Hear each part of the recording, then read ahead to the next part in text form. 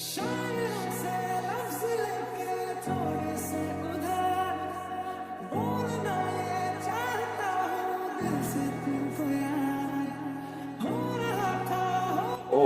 ওনারা আসছিল আমাকে নিতে, ফ্রি রেখেছিলেন। সরি, আসলে আমার আসলে র‍্যাক পছন্দ না। ইয়ে আর কথা বলতে পারেন না?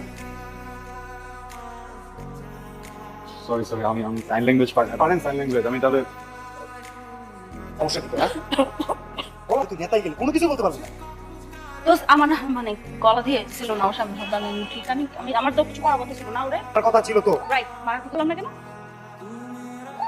আচ্ছা বুঝতে পারছি তো, আমি এখন আমার মুড নাই, র্যাকেট চেয়ার মুড নাই, চল চা খাই বাইরে গিয়ে। কালকে দেখবো।